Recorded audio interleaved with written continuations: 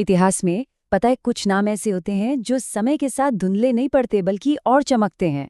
आज हम एक ऐसे ही राजा की कहानी जानने वाले हैं जिनकी जब तलवार चलती थी तो दुश्मन कांप उठते थे और जब उनकी कलम चलती थी तो क्या कहने बड़े बड़े विद्वान भी सिर झुका लेते थे। जी हाँ, हम बात कर रहे हैं परमार वंश के महाप्रतापी राजा भोज की। लेकिन सवाल तो यही उठता है कि राजा भोज की असली पहचान क्या थी? क्या वो सिर्फ एक बेमिसाल योद्धा थे या फिर एक ऐसे विद्वान जिनके ज्ञान का कोई मुकाबला ही नहीं था? और सबसे बड़ा राज, वो मशहूर कहावत जिसने राजा भोज का नाम घर घर तक पहुंचा दिया, कहाँ राजा भोज कहाँ गंगू तेली। इसकी असली कहानी जानकर शायद आप भी हैरान रह जाएंगे।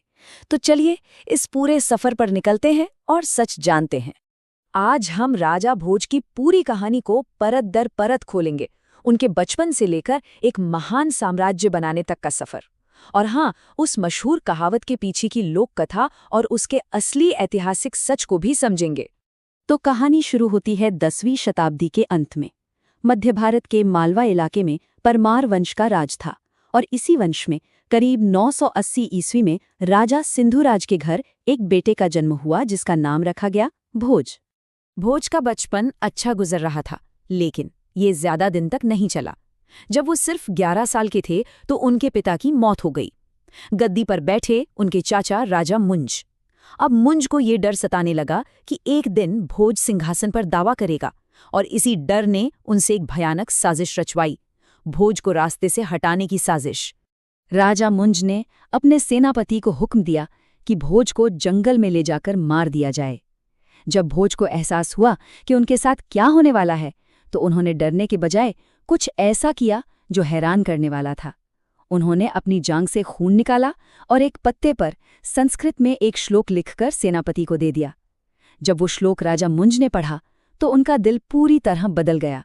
उन्होंने फौरन भोज को अपना उत्तराधिकारी घोषित कर दिया। चलिए अब आते हैं उस मशहूर कहावत पर जो राजा भोज के नाम के साथ हमेशा के लिए जुड़ गई है। लोक कथाओं में इसकी एक बड़ी ही दिलचस्प कहानी सुनाई जाती है। तो कहानी कुछ यूं शुरू होती है। राजा भोज एक गरीब ब्राह्मण को 100 सोने के सिक्के देते हैं, लेकिन कमाल देखिए, वो सिक्के बार बार गायब हो जाते हैं। फिर सामने आता है भाग्य और कहता है कि भाई इस ब्राह्मण की किस्मत में ये सुख है ही नहीं। अब राजा भोज, जो ठहरे राजा भोज, वो एक ऐसा फैसला लेते हैं जो कोई नहीं ले सकता। वो कहते हैं ठीक है, इस ब्राह्मण के हिस्से का दुख मैं भोगूंगा। और बस यहीं से उनकी किस्मत पलट जाती है। वो अपनी सेना से बिछड़ जाते हैं, घायल हो जाते हैं, और तब उन्हें बचाता है एक तेल पेरने वाला जिसका नाम था गंगू तेली। और जब बाद में सबको पता चलता है कि वो राजा भोज हैं, तो वहीं से ये कहावत बन जाती है, कहाँ राजा भोज कहाँ गंगू तेली। ये कहानी सुनने में तो बहुत अच्छी लगती है ना? लेकिन क्या यही पूरा सच है? क्योंकि अब जो सामने आने वाला है वो इस कहानी को पूरी तरह से बदल कर रख देगा।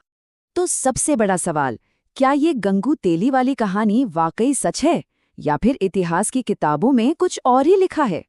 और यहीं पर इस कहावत का सबसे बड़ा राज खुलता है। जिसे हम सब आज तक गंगू तेली समझते आए हैं, वो असल में 2 शब्दों का बिगड़ा हुआ रूप है। कौन से 2 शब्द? गांगेय और तैलंग।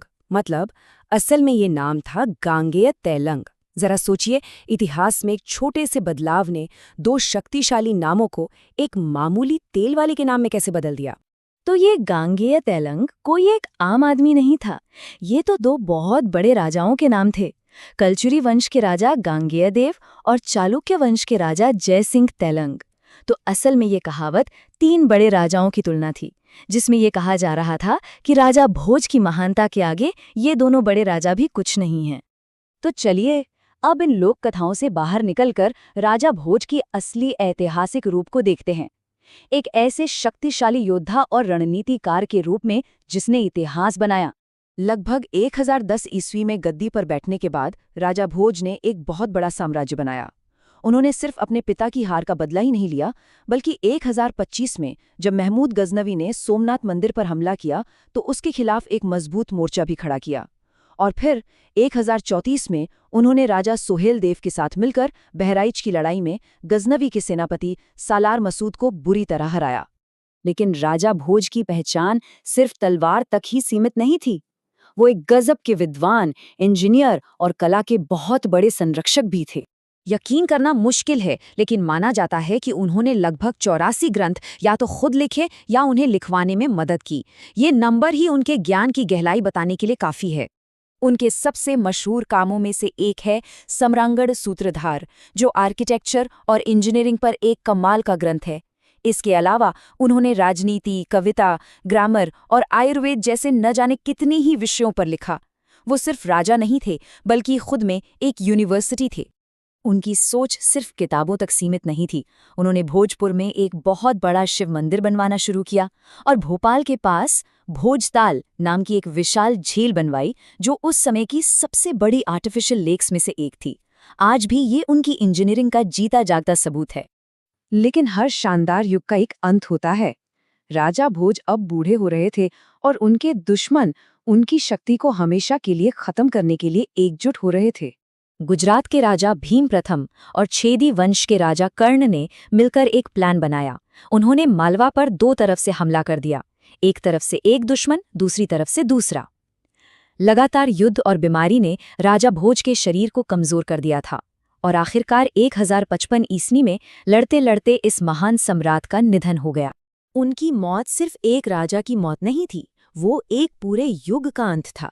उस समय के विद्वानों ने कहा था, आज धारा नगरी का कोई सहारा नहीं रहा और ज्ञान की देवी सरस्वती ने अपना सबसे बड़ा संरक्षक खो दिया है। ये एक लाइन ही बताती है कि वो ज्ञान और संस्कृति के लिए कितने जरूरी थे। तो आखिर में एक सवाल बचता है, किसी राजा की असली विरासत क्या होती है? वो लड़ाइयाँ जो उसने जीती, या फिर ज्ञान, कला और संस्कृति में दिया गया वो योगदान जो सदियों तक जिंदा रहता है? शायद यही किसी भी महान शासक की असली पहचान होती है।